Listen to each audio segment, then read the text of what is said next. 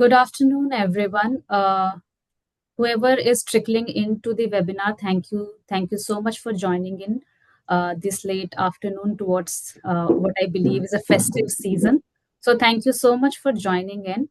We'll start the webinar in a couple of minutes. We are just waiting for other people to join so that we have we give them enough space and room to join in before we can start this webinar. We'll give a couple of minutes, maybe 2 or 3 minutes. So thank you Fair enough. again for joining in.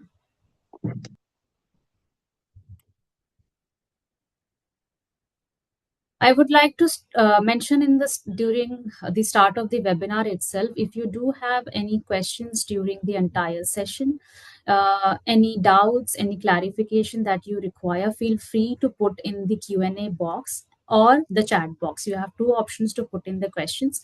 I and Yudhishthir here, the speaker for today's webinar, would be able to see those questions on the screen, and we would be taking those questions, all the questions, towards the end as much as the time permits and as much as clarification is required by students.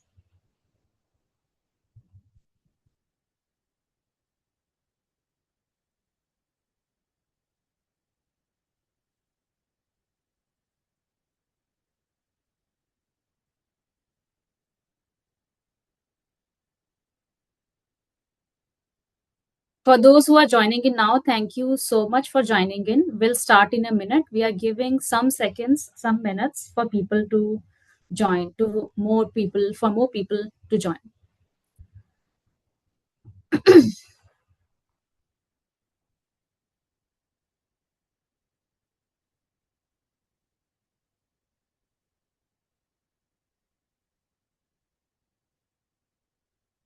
Namaste, Raja. Thank you for the heads up on the chat box. Keep those comments, keep those questions, doubts, clarifications you require coming in. We'll start in a few seconds.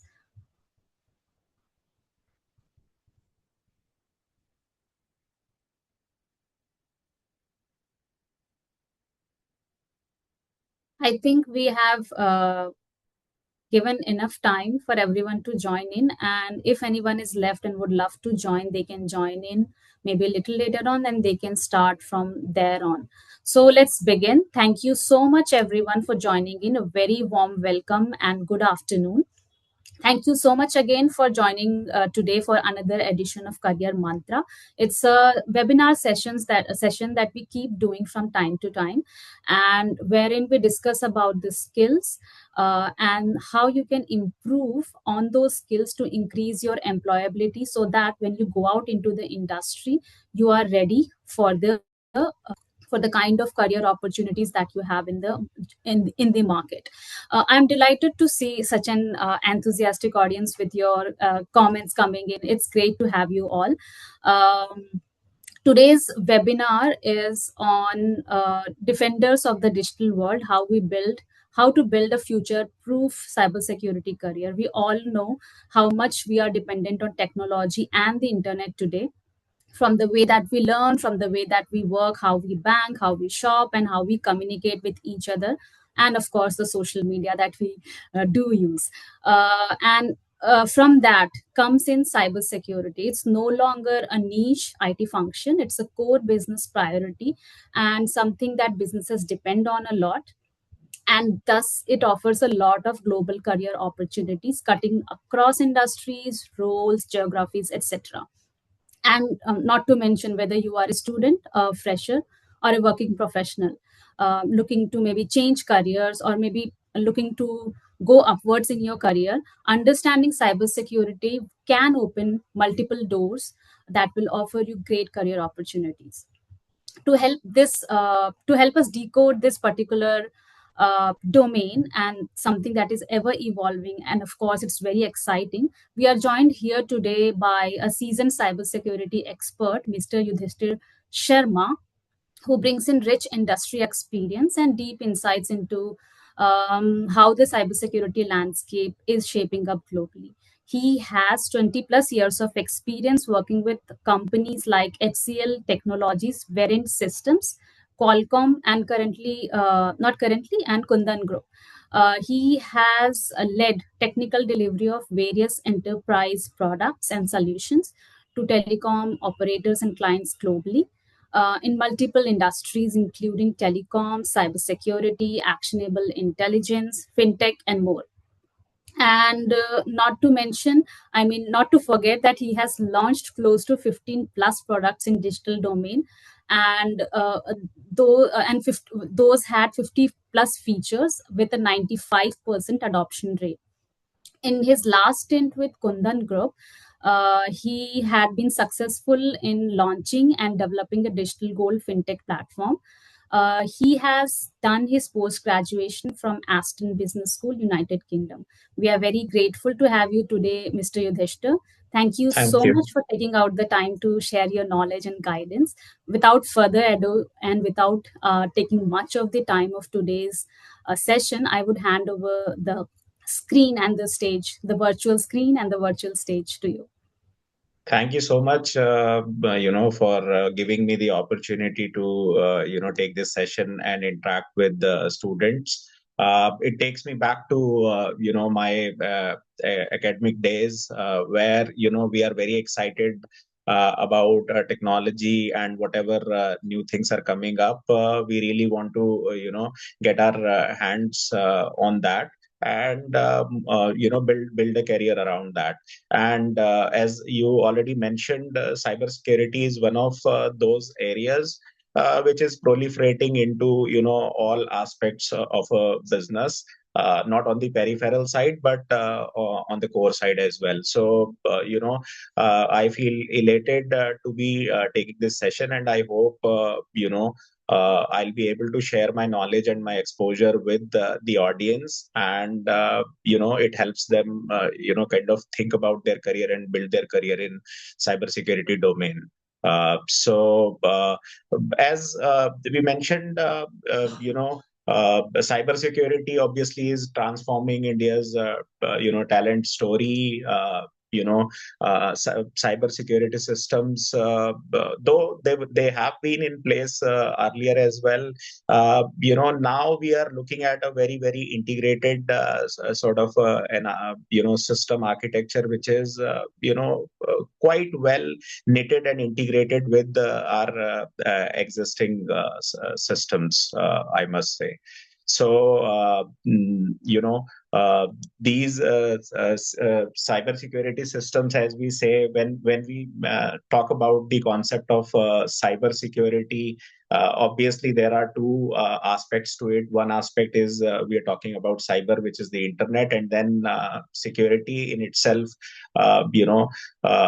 makes it very clear that we are talking about how to secure our digital assets, our information, our data, whenever we are taking up any activities, whether it's got to do with we being on social media, carrying out financial transactions, companies having their own CRMs, their systems, their IT systems.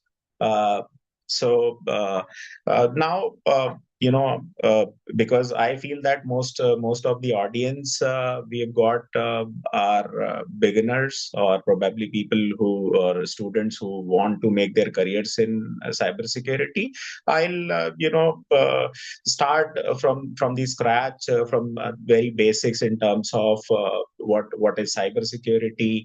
Cybersecurity, as we know, is a practice of protecting computers, mobile phones, networks, and data from digital attacks, which may come from similar sort of devices or similar sort of infrastructure imitating the same sort of behavior, or behavior that a human would exhibit while using these systems, right? And it's main goal or the aim is to keep our information safe, private, and at the same time available. Just like we live in our houses and we want our houses to be absolutely safe, with no intruders coming in, with no thieves coming in to take the valuable assets away from us. So, in short, the cybersecurity is protecting digital life from hackers and criminals. And as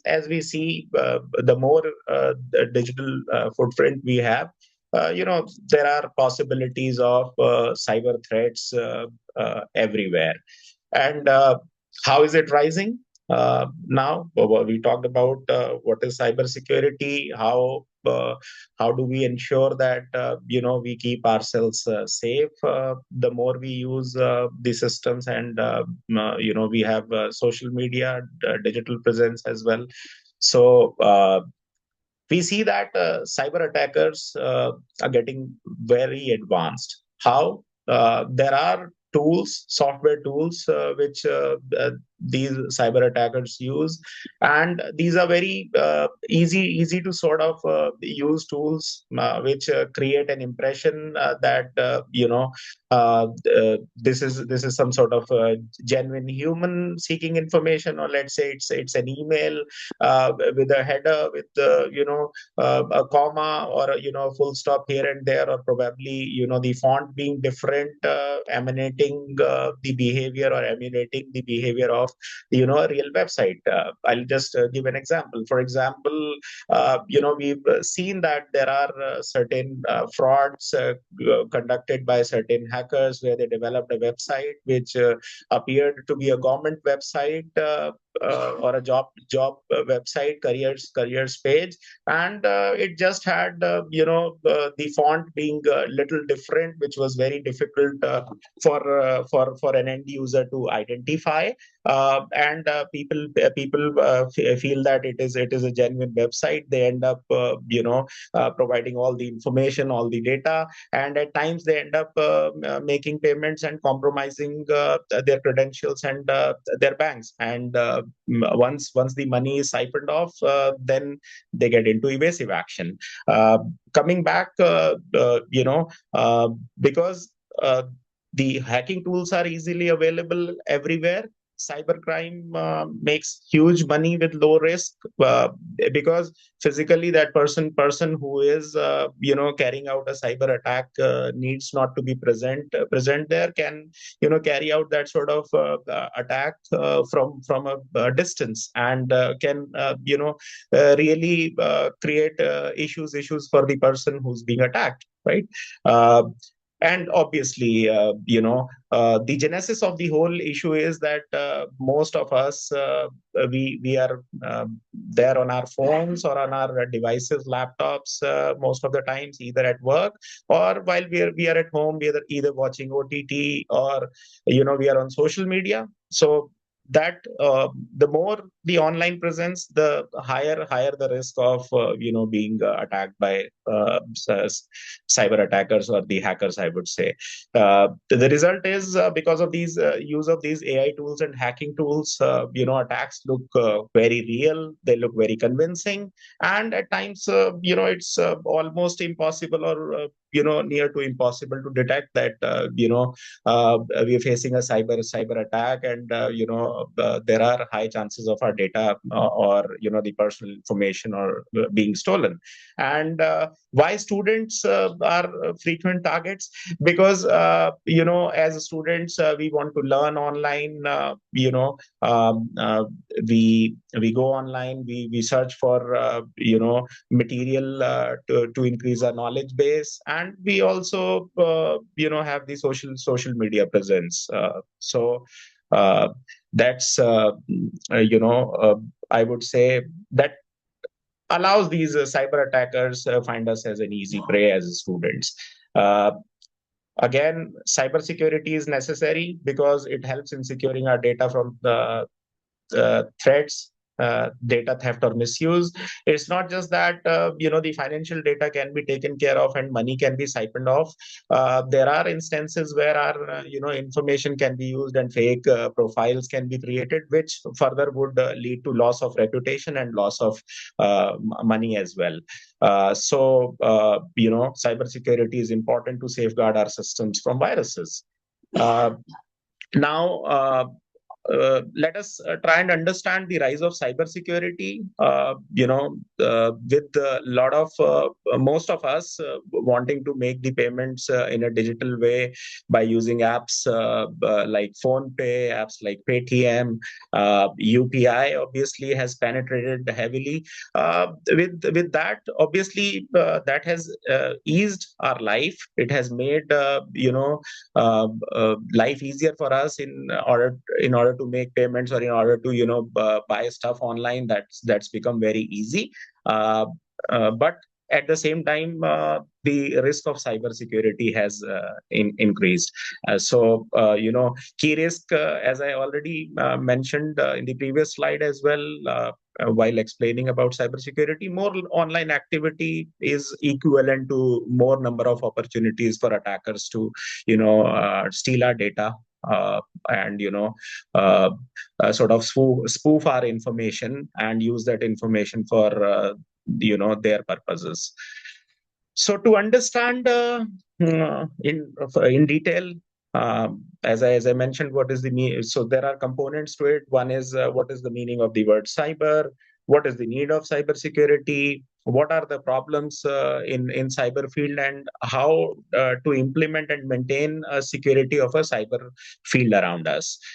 So meaning of the word cyber, obviously it's a combination of uh, uh, combination of information technology, the internet, and the virtual reality.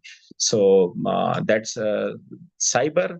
And security, we want to secure the internet, so that's why cyber security.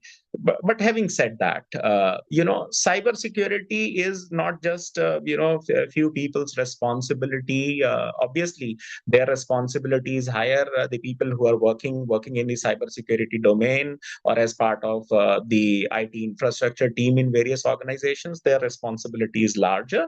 But at the same time, cybersecurity is everyone's responsibility. We have to be more vigilant about our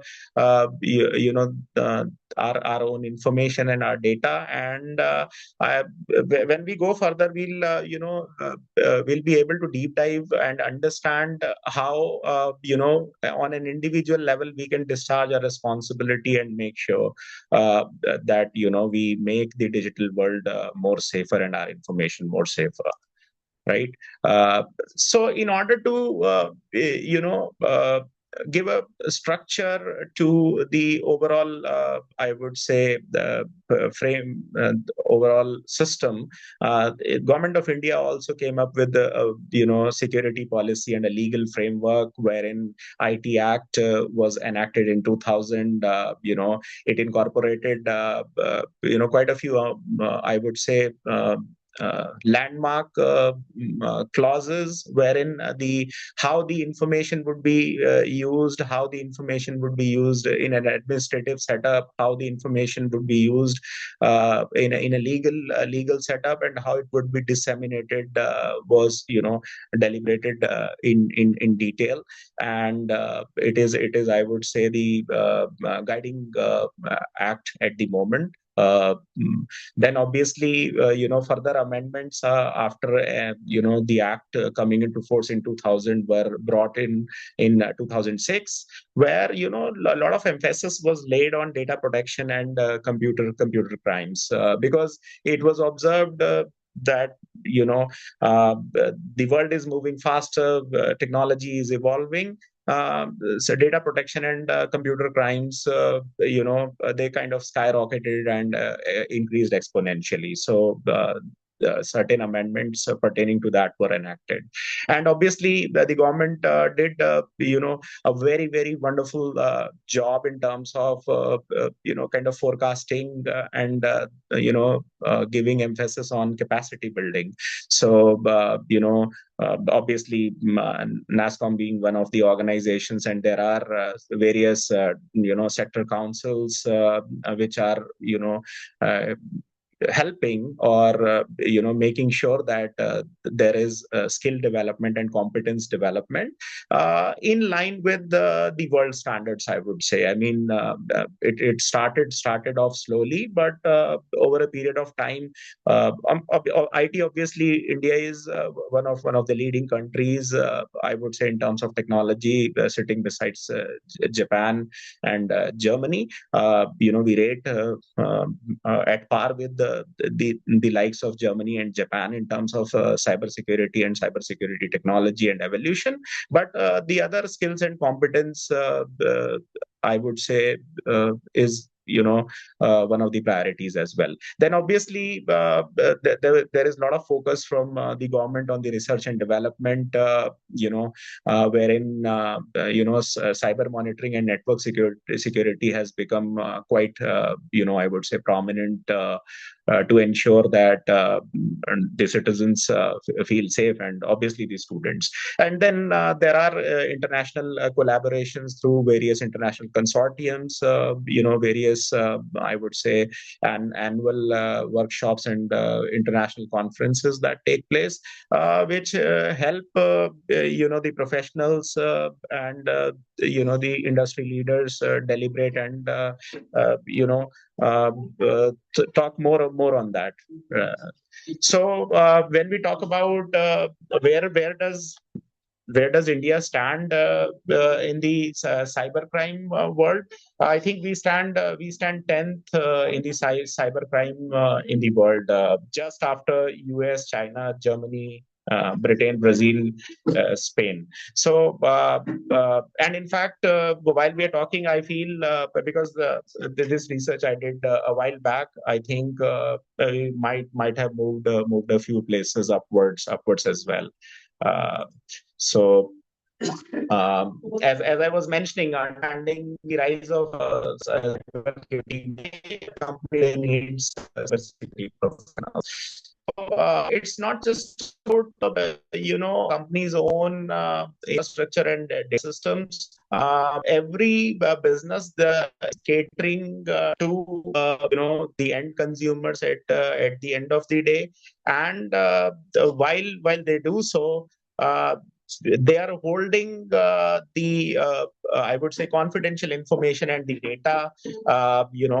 Some of the examples being, hospitals, patient related data and information, which is very critical uh, uh, for a large population. We've had few instances as well, of late, where the data got compromised. I mean, today's session is not on that aspect. Just to give you an example, how important and critical it is to safeguard and secure data, and why would companies need to have more cybersecurity professionals. So the bottom line is, there is no cybersecurity, which means there can't be business safety at all. I mean, the business safety cannot be guaranteed to the user, which is again, when we talk about, I would say, reputation, repo, it has a negative impact on the reputation and the repo, apart from the financial and the monetary losses. Right. So, uh, again, as we can see, our systems are well connected through data centers, through state of the art wireless technologies, and then obviously there are individual demilitarized zones or the firewalls, after which there are data servers that are holding the critical information and the critical data. So, yeah, it's important to safeguard all this information to make sure that there are no possible data leaks, and the data is I would say shared only through legitimate means and through the agreed protocols. So in this screen, as we can see, ATM, the two gentlemen, they're there to use the ATM. Um, uh, you know, uh, one is trying to use the ATM while the other is standing. That is something as an normal person we should be avoiding. So it's just illustrating to share why cybersecurity matter, why is it important for us to safeguard our own personal information, and you know uh, how to go about it as a normal citizen. Then obviously we've had instances in official settings and official setups where certain information or data was employees do get into habit of taking pictures of certain confidential documents and stuff like that, and they end up sharing that information unknowingly to obviously their colleagues and for the official purposes, but then it risks that information being spoofed and leaked to unauthentic sources. Then with the usage of cloud, we have moved from that age where most of the data was stored on the local data centers or the local databases or data servers. Now everything is on cloud. So even the servers, the data servers, the API servers, they're running on cloud. And then obviously the other peripheral devices or the devices like desktop, mobile, laptop, they are they're connected with the cloud servers. So it's very important to ensure the safety of the cloud related data as well. And in my own experience, there have been instances where the data on the cloud systems got compromised. If time permits, I'll try and share a couple of instances like how, or rather those are case studies, but I would try and share in short on what happened and what sort of precautions as cybersecurity professionals we can take to ensure that we don't run into these scenarios which are detrimental not just to the business but to the reputation and financially also. Uh, just a snapshot of what sort of information systems and people are connected to and, certain I would say devices or other systems like hardware, software, telecommunications networks, databases through certain procedures. And these procedures need to be very, very robust to ensure that the overall data flow is very structured and goes through a sort of, I would say, a very, very safe mechanism to ensure that the data is safeguarded. Now, what kind of I would say, what kind of attacks or what kind of possible scenarios could be there with when a hacker wants to hack the data? They would spread viruses. A hacker would probably try to take control of the device directly. Could try to install a malware or a Trojan horse, or could attempt a password crack. So when we talk about these, I would not go into the detail of each of these because when we talk about viruses, there could be umpteen viruses. Some of them have been very, very prominent because they ended up affecting a huge number of users on the internet, or in a specific region or a geography. Similar with the malware, Trojan horses, and password cracks. Obviously, there are certain mechanisms to kind of crack passwords. So I would not go into the detail of each of them in terms of talking about every each and every virus that would have affected our systems, but I'll try to share what the concept is. So a virus is nothing but a software program that is loaded onto your computer or your device, runs without your knowledge, and runs against your wishes. Obviously against your wishes, because uh, it kind of takes away the information which you want to safeguard, and you don't want to be sharing with an outsider who's attacked. So uh, then how can we take care of the security part? We need to simply install a security suite that protects the computer against threats such as viruses and worms, and detects those on a regular basis, does an audit, and quarantines or removes these affected files. Then hackers, uh, as I said, a hacker is a person who hacks in computers, usually by gaining access to administrative controls.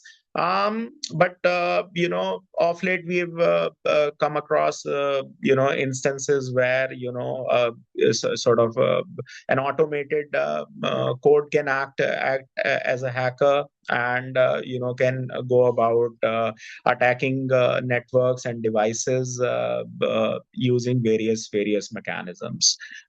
Obviously, to gain administrative controls to a particular server or a device which is holding the data, and then kind of stealing the data, and causing a loss to reputation and money. Types of hackers: white hat hackers are there, gray hat, and black hat. Because we are on a very, very introductory session, I would not like to deep dive into these categories. Because I think the next part of the presentation is much more important than this one. So we'll quickly move over to the most important part, which is the skilling part of the overall presentation today. So how to prevent hacking? Obviously having a better security controls in place. One of them being having strong passwords. So there's a password guideline, a very specific guideline which talks about having a password with an uppercase, alphabets, numbers, and the special characters. And the other part is making sure that we get into practice of changing these passwords regularly. That's very important, and that's part of the password policy for most of the organizations as well. So as individuals, we can follow this mantra, I would say. Then malware, we talked about. The word malware comes from malicious and software. When the intent is malicious and that software is trying to take control or damage a particular device or a hardware, and without the owner's knowledge or permission. So that's a malware. And we have different categories: viruses, trojans, rootkits, worms, spyware, crimeware, adware. All these are different types of malware.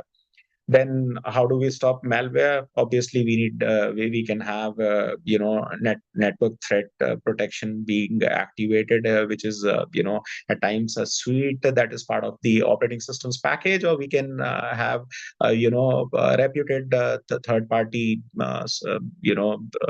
defender software from Trend. It could be McAfee, Symantec. Quite a few known players exist, and they provide standard off the shelf softwares to defend our uh, laptops, or for servers. Obviously, it's different. Enterprise level softwares are there. Firewalls, hardware, software, both, and antivirus. Then Trojan horses, I already talked about, is a category of malware. These are email viruses that can duplicate themselves, steal information, and send that across over as an attachment over the email. How do we avoid these Trojans? We can have security suites such as Avast Internet Security, as I mentioned. Obviously, the other leading companies like Trend, uh, you know, McAfee, Symantec, they all provide these. Password security, it's just hackers do try to predict, use the permutations and combinations using programmatic approach to, you know, uh, evaluate and think, come to know what could be the possible, password of a particular electronic device, or it could be your social media account. As I mentioned, if we follow up simple password policy, we can keep our information safe. uh, we should use strong passwords without fail. And uh, the golden rule is, or the thumb rule is, please do not keep the same password for all your accounts. Keep different combinations of passwords for different accounts. um, Coming to the most important part of today's presentation, uh, uh, we talked about the kind of skills that somebody who's a student, who's an enthusiast wanting to make a career in cybersecurity would want to have. Uh, so I think what is most important is, it's not important to be from the science or engineering background, I would say. So I would like to break the myth here. Most of us would believe that it's one needs to be from the IT background or the science or the engineering background to be a cybersecurity professional. Uh, that's not true. What is probably important is, if one has the right sort of interest, curiosity in understanding how the networks function, and they want to learn it end to end, then they can start from the basics, and over a period of time, through their experience and their exposure, they can build I would say a very, very strong, astounding career in cybersecurity. So the key basics would be that, obviously they would be required to learn basics of the networks. How do the networks function? How the internet works? I think these are basics. With a bit of reading and bit of practice, most of us get to know what it is. So a network is when devices like computers, phones, servers are connected to share the data. Then certain key basics to understand is the IP addresses, like just like we have an address for our house. Similarly, an electronic device has an address for itself. Then what is a router? It's a just like, so we can take the example of a letter being posted from our side to a recipient. The post office does the sorting. Similarly, the router does that part. Then domain name server can be equated with the hub office, which converts basically the website. Website is I would say a name, alphabetical name, and it gets translated into a number, with a set pattern. Obviously, IP addresses have different classes, so it gets translated into an IP address, which is basically a number. Just like, as I mentioned, like our home has an address, or our flat has an address, a specific address. Similar way, it gets translated into that, which is done by the DNS. And then obviously internet is the media through which all the networks are connected, and it's the network of networks, I would say. So moving further, to handle cybersecurity, I think what is important is to have knowledge of threats like malware, phishing, ransomware. We already talked about these. So we now at least. I'm sure that most of you would have known already, but if not, then at least we now know what these different terms mean, right? As a cybersecurity professional or a beginner or an enthusiast, we should know what kind of threats exist and how they work. Obviously, uh, malware, we talked about phishing, we talked about fish. I'll give one example of phishing as well, which is, let's say you receive a message on WhatsApp, or or on your social media, or an SMS on your phone, wherein the content of the message is such that it doesn't create any doubt in your mind, and it asks you to click on a URL, or download a software or a mobile application. That's where you most of us end up sharing information which we don't want to, or probably unknowingly we end up downloading an application, a mobile application, on our device, or on a mobile or a laptop, which would again start stealing information, and keep a tab of the information which we are sharing. It could be the OTPs that we are getting from different websites, could be an e-commerce website, or a Swiggy or Zomato order that we are wanting to place. So it knows and it reads through the text and the messages to steal that information and make use of that information. Then ransomware, obviously, certain very critical personal data or official data is taken away, is logged, and you're not able to access that, and then ransom money is being requested to release that information. And obviously we get into a state of mind that we are about to lose our critical information.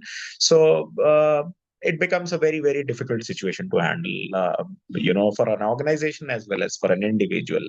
uh, Moving further, one of the skills required to be a good cybersecurity professional is soft skills. As I mentioned, I already mentioned that curiosity to know things, curiosity to know how things work, how the digital online stuff works, and combined with the problem solving skills is what I would call as the required soft skills for being successful in cybersecurity domain.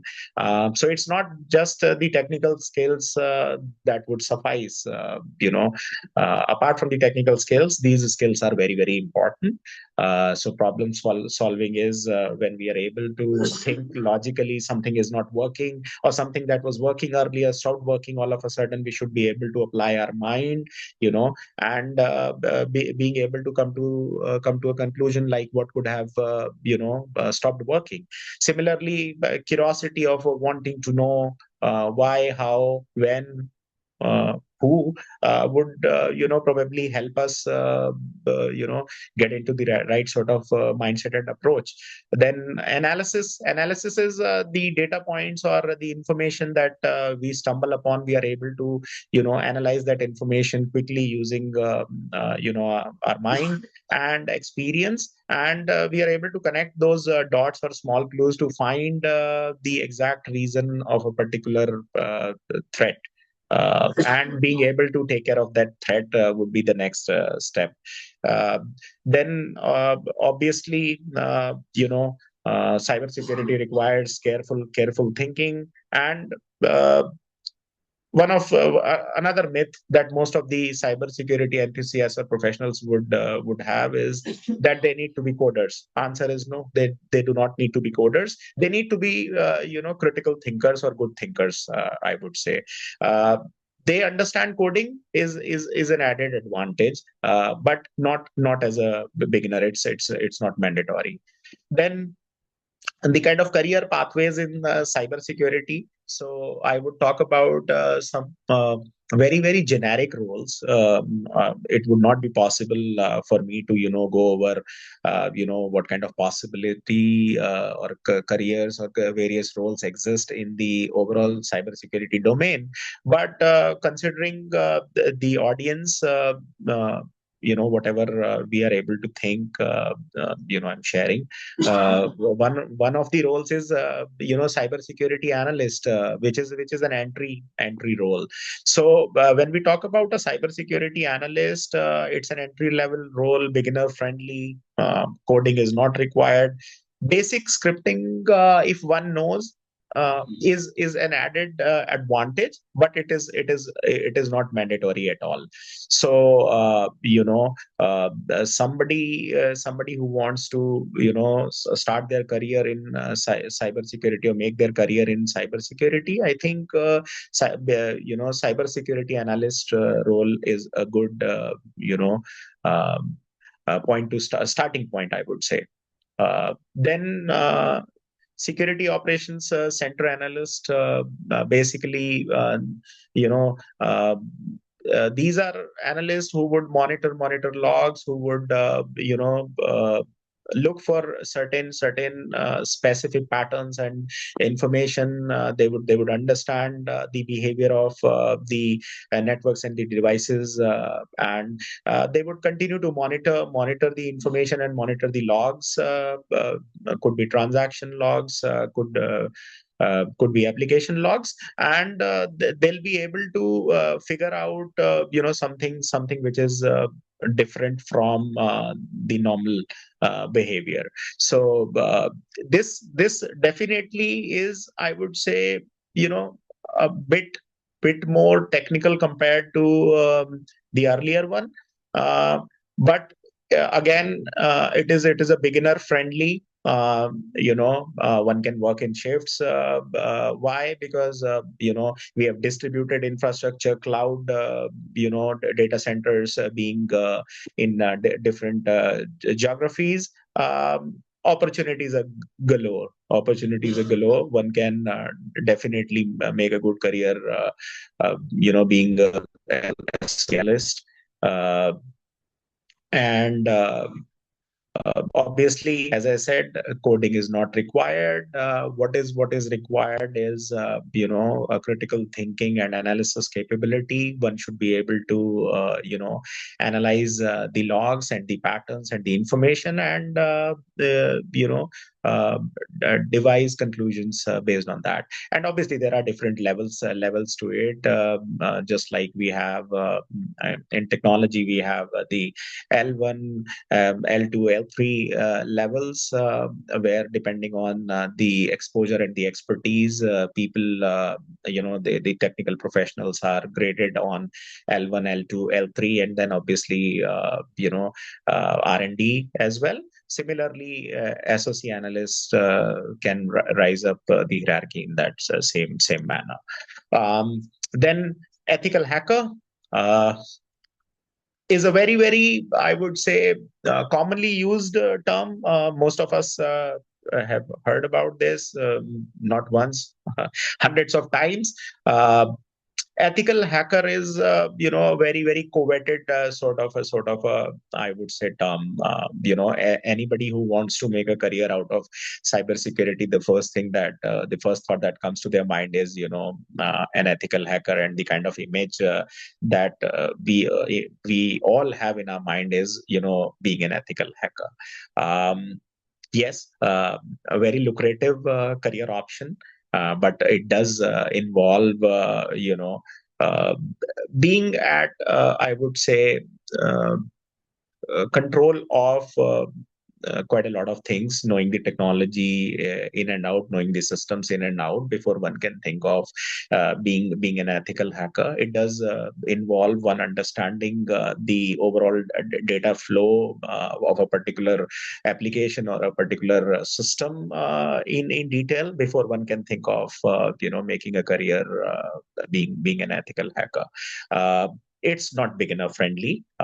But having said that, it's one can gradually gain expertise in different I would say aspects, and make a career as an ethical hacker. So the overall ethical hacking process involves reconnaissance, scanning, gaining access, maintaining access, and clearing tracks. Clearing tracks is something then ethical that is quite important for an ethical hacker, because they leave no trace. So they make it very very difficult for the people who want to cache them, or the professionals who want to cache them, most not being able to track where the attack emanated from, which geography, which region. Is something that most of the ethical hackers practice very well. It's a backdoor and entry, but is not a backdoor entry at all. I mean, it's more like a frontal access, where let's say somebody wears a mask of a known person, walks into your house, you allow them the entry, and they have a free run in the house, and then after a while you come to know what you've lost. That's the kind of approach an ethical hacker follows. There are certifications offered by various organizations, prestigious government organizations as well, institutions as well, to be an ethical hacker. And there are hackathons that happen, uh, that offer a good way to collaborate and understand more about various ethical hacking practices and frameworks. Moving on, cloud security professional, wherein, as we mentioned, I mentioned, prior, since most of the systems have the information on the cloud, everything is connected through cloud now. So cloud security is of utmost importance. Uh, because we need to secure the cloud in the best way possible, to make sure that the data is not, I would say, compromised. Uh, and it's though it is advanced, but it's I mean I would say that it is intermediate to advanced. And to begin with, it's intermediate because it would require one to have prior understanding of cloud platforms like AWS, you know Azure, GCP, before one can apply the knowledge and the principles of cybersecurity, and make sure that they are able to secure these platforms. And obviously, when we're talking about cloud platforms, we're dealing with huge chunks of data. So the risk is even higher, but at the same time, higher is the risk, higher is the reward for a security professional or a security professional, if they wish to develop their career in cloud security, or as a cloud security engineer or a cloud data engineer. It is recommended to probably think of being into cloud security as a professional when one has exposure of at least 2 to 3 years in IT or security, right? So that's important. And then, what skills are required for a cloud security engineer? They're enlisted here. Network security, collaborative communication, vulnerability assessment. So technical skills are on the left side, and the on the right side of the screen are the soft skills. We already talked about these skills. One of them being incident response. Response is like whenever you come to know about of an attack, there is a response framework or guidelines according to which as professionals we are expected to respond. Then digital forensics, I would say a very, very highly specialized domain, and considering where we are at the moment, the intersection of cloud and technology, and obviously a lot of other crimes taking place, digital scams taking place, digital arrests. All of us have been hearing for a while now. Is another very, very lucrative field. A field where the professionals are still very less, I would say, according to my experience. There are professionals, but top quality professionals are required in this, because this is where I see most of the opportunities coming in. uh, Coding is required little. It's kind of a semi beginner, somebody who understands a bit about how the forensics works, and wants to start. I think with little bit of training and supervision, they can make a career in a digital forensics. No advanced coding is required in this.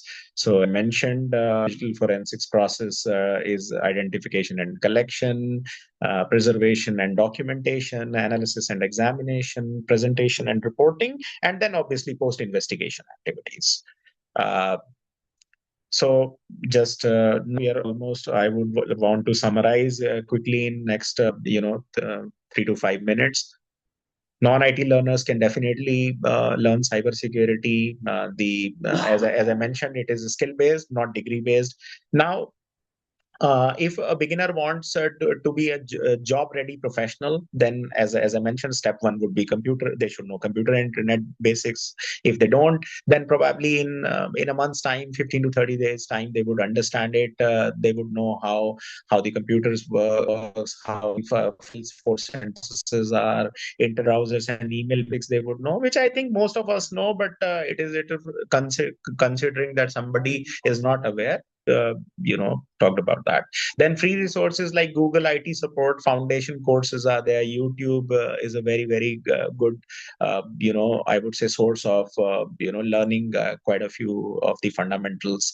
Then networking fundamentals, another 30 to 60 days where one can get to learn what a network is, as I mentioned, IP address, DNS. Then a bit about routers, firewalls, VPNs. Why it is important? Because cyber attacks happen over networks. They don't happen over isolated device, because devices are connected through networks. So it is important to understand the networking fundamentals, right? And again, there are certifications around it for networking basics and the advanced level. Then step three would be knowing a bit about the operating systems of our mobile phones and devices, computers, so that we understand the users permissions, what are the logs, how updates work. And obviously we know the Linux basics as well, terminal files permissions. This is mainly on the Linux operating system side. So but let me tell you, Linux, most of the people think that it's black screen and a lot of heavy commands. No, one should, even if a professional understands the basic commands, I think they're good enough for entry level roles. And one can easily learn these commands. Then step four would be to understand the core cybersecurity fundamentals. We've already talked about these. Um, you know, Password attacks, malware, phishing, ransomware, social engineering, and we should know what best security practices are, what kind of practices are followed in the industry. And this is where the cybersecurity really begins. So one can do courses for introduction to cybersecurity essentials at the beginner level, and then intermediate, and then can build on that. But what is most important is hands-on practice, which is trying to get into an organization, or understand, apply theory in practicality, to be able to uh, understand the fundamentals better, I would say. And then as I said, uh, you know these platforms teach by doing, not by theory. Beginner paths are there, SOC focused programs are there. Then there are lab oriented programs and certifications as well, where one can practice identifying phishing emails, monitoring security alerts, analyzing the logs, understanding the logs, and obviously the incident response basics. Uh, so ultimately, hands-on skills would lead to confidence and employability. Certifications for non-IT beginners, I would say, would be best first certifications. No advanced coding. These are globally recognized ISC 2 certified in cybersecurity.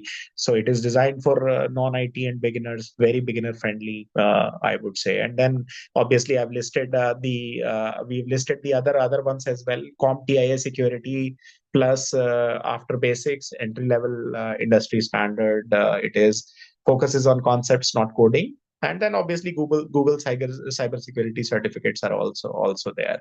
So what is important? The key takeaway is choosing the right role. We talked about some of the roles already. Choose the right role and understanding that one should build on the knowledge base and practical experience and exposure to become an intermediate level expert and then an expert, not really trying to attempt or trying to kill all the birds with one stone, thinking that can become sort of a cybersecurity expert at the beginning itself. That would be a grave mistake, I would say. Then once we start working in a in cybersecurity domain, then advanced cloud cybersecurity and malware research. These are things that some of the, I would say, very very esteemed professionals do. Uh, they get into the R&D side. They experiment. They they have interest in coding. They learn coding, and that's how they build on it. Second important thing is after you're certified, it is important to build a job ready profile. So a job ready profile would involve showcasing your skills properly, understanding what the employers value. Already listed these things: willingness to learn, you know uh, analysis skills, critical analysis skills, clear thinking, consistency, that is important. Then obviously one should know what is the realistic timeline for an entry role. So I would say that it would be around 6 to 8 months, though one would feel that 6 to 8 months is on the higher side. But I think considering the reward that it brings, uh, 6 to 8 months is good enough time investment, a fair time investment for this career. Then so cybersecurity definitely needs diverse thinkers, not just programmers, because it has different aspects to it. We already talked about that. And one should be very very curious by nature. So to sum it up, cybersecurity is achievable even from a non-IT background. Then I'll we've already talked about this. One can aim for internships. Various organizations, including the Ministry of Defense, also offers internships to enthusiasts and professionals who have interest. And then obviously one can utilize a skill validation badge if they've got certifications to highlight their profiles. So the companies do not really specifically look for degrees. They look for people with the right sort of approach, mindset, and certifications, I would say. We've already talked about certifications. Here I've listed how one can go about it. One should know the basics, what kind of questions are asked. At the for being an analyst, for being an SOC, one can do a research and make sure that they have the right sort of knowledge to be able to answer those questions. Then what is very, very important, this I would take a minute here, or maybe 30 seconds. This is very important because when we are applying for jobs, we are actually competing with huge number of professionals.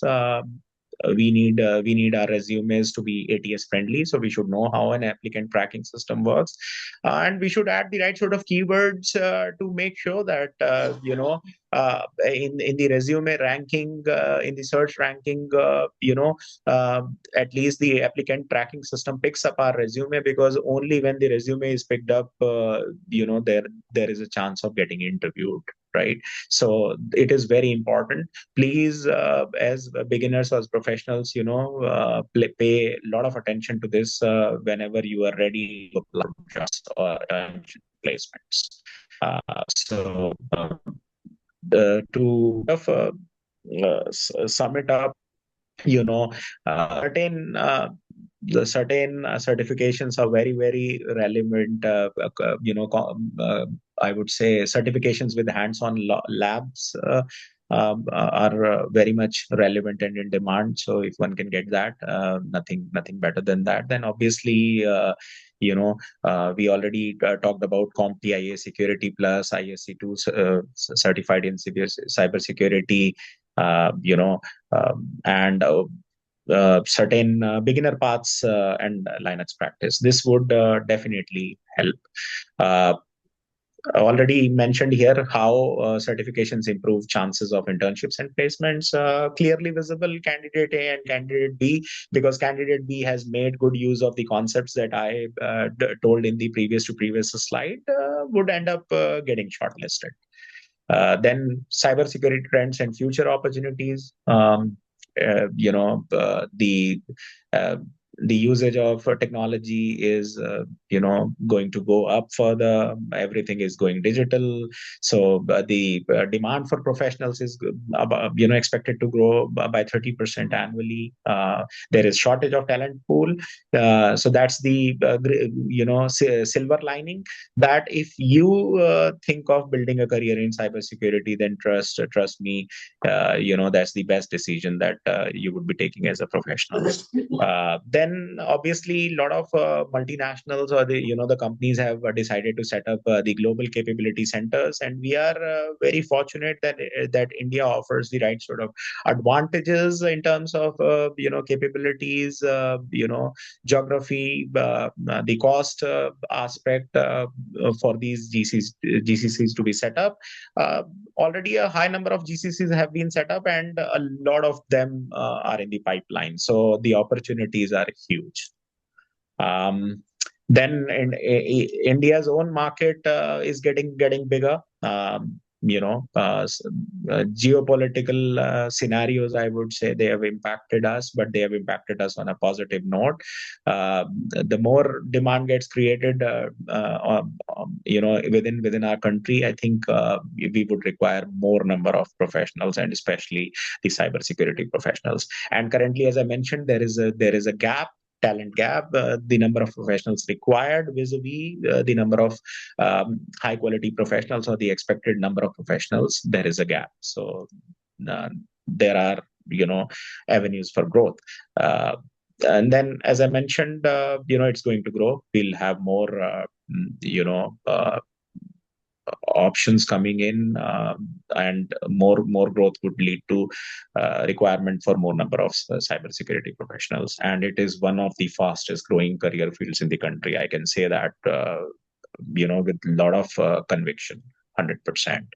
And this is about GCC, and I would now you know uh, hand over to Hena for Uh, Yeah, Yudhishthir, that was one good session. 60 minutes of pure insights and details into the cybersecurity domain.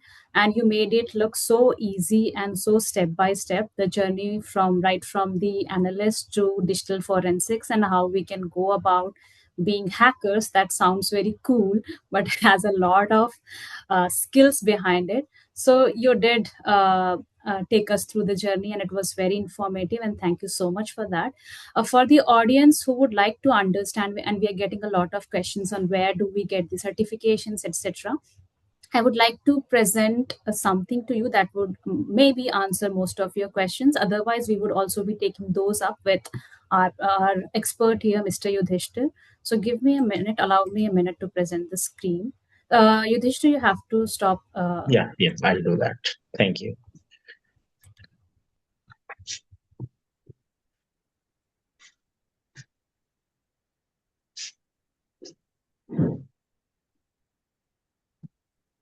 So as we spoke, most of as Yudhishthir also enlightened us all on the skills that would be required in the cybersecurity domain to create a career, to have a career in the market. We have this platform called Future Skills Prime. It's an initiative between Ministry of Electronics and IT, MeitY, and NASCOM, and we are trying to build skills in every individual so that they are ready for the future, so that India is ready for the future.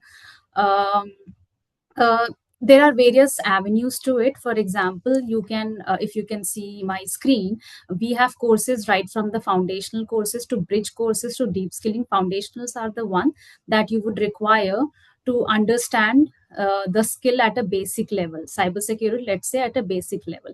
Then there are bridge courses. Let's say you are from a different domain and you would like to go to a different domain. There are bridge courses, and then there is deep skilling. Once you are a little bit experienced and have enough expertise, then you could opt for a deep skilling course.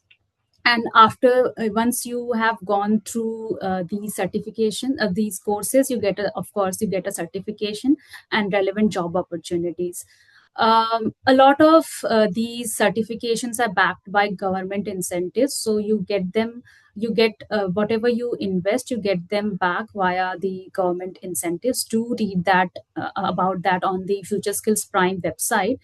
um, this is the lady here on your screen is holding the certificate. This is the kind of certificate that you would get. It comes from dual entity, the Ministry of Electronics and IT, and Future Skills Prime, NASCOM. So you would also earn credits for it.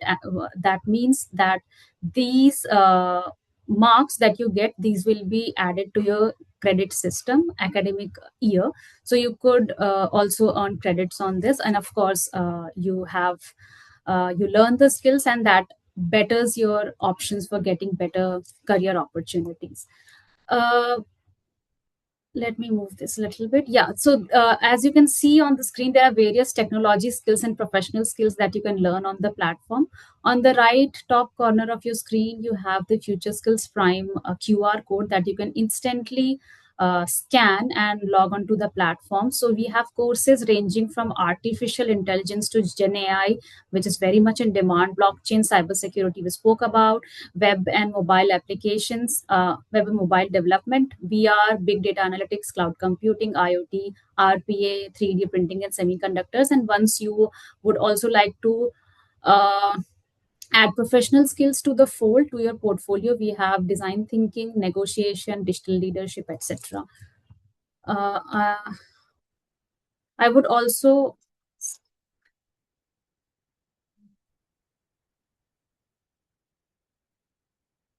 I would also like to take you through the platform very quickly in a jiffy so that I don't take much of your time and we can directly head to the question and answer round.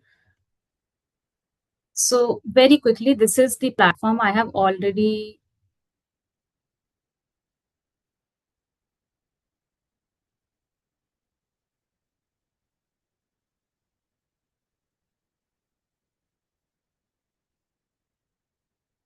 already signed up for your benefit. So this is the platform Future Skills Prime, and once you log in, I have already logged in. You can learn whatever you want to. There are various skills, emerging technology, professional skills, next gen skills, etc. And once you have certified yourself, you will see all your badges here, which you can share across your social media platforms. You have certifications and scorecards that will be visible in your skill passport that you build over here, which are also shareable across platforms. So this is in short what Future Skills Prime is. Without wasting much time, I understand that we are beyond our time limit. We will quickly take up a few questions. Yudhishthir, I would put some questions across for you. Uh, one question from Amisha Mittal was, what courses can I do to make a career in cybersecurity? I think Yudhishthir has taken that up very in a comprehensive and detailed manner, so we'll skip that. Uh, we'll take other questions. So Yudhishthir, there is one question on Yeah. from somebody anonymous. Is penetration testing a part of digital forensic, and is this on the higher level of the cybersecurity career path? Okay, so I think a part of it is true. In actual penetration testing has got to do with a full-fledged I would say platform being in place, and is not for a beginner for sure. Yes, obviously, when we are talking about a platform, there are aspects to it. One is a mobile application.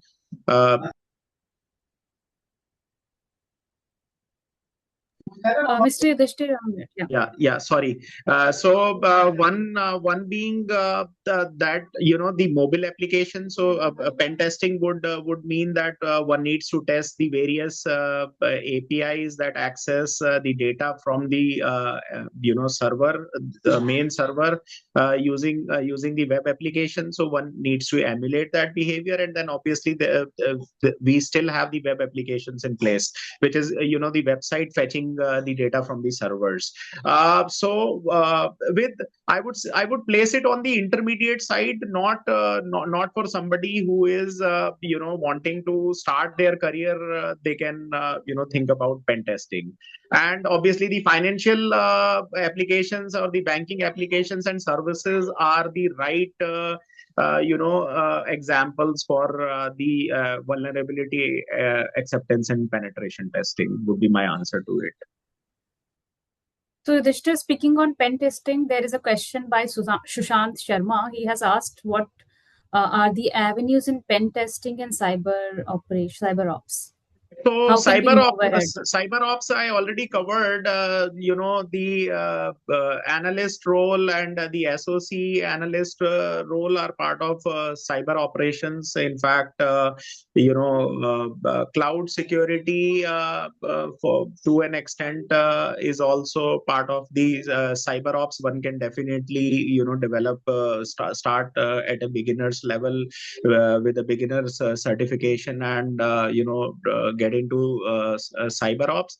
Uh, Pen testing, as I already answered the previous question, I would place it on the intermediate side. But yes, if one has got the right sort of certifications and the fundamentals, then one can definitely endeavor to develop a career in pen testing as well. Based on my experience and my expertise, I would say that it is not for beginners, not for beginners, intermediate. Uh, Sure.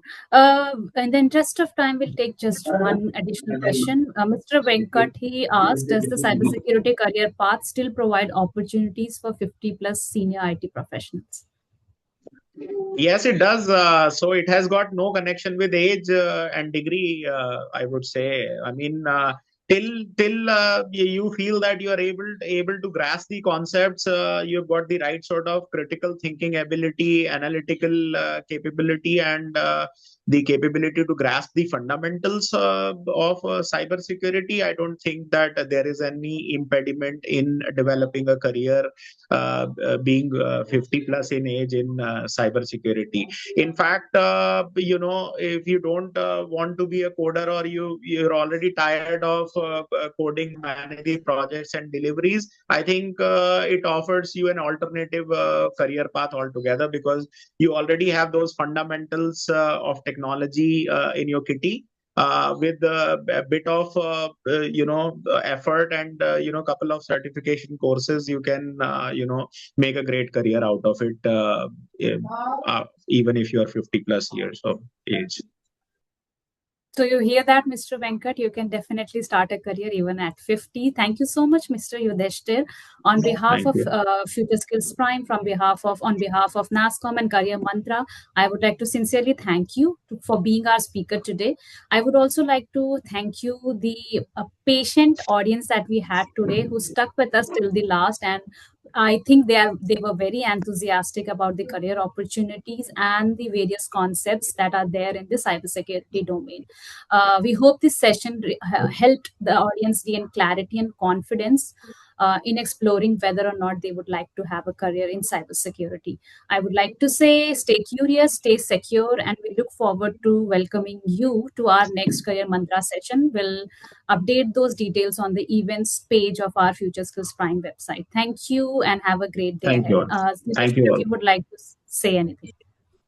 Thank you, and I hope, I mean, apart from minor hiccups here and there, which obviously were there, I mean, I should admit it. I hope the session provided the right sort of information and would help in building the right sort of foundation for the beginners, at least, because I think more important is that the beginners should feel confident after a session, and it should uh,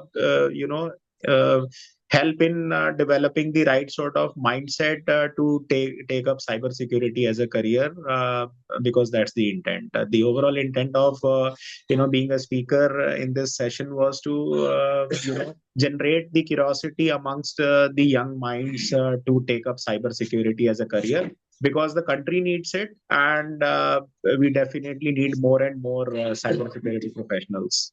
Thank you. Thank you. Thank you, Mr. Yudhishthir. Thank you to the audience as well. Have a lovely day ahead.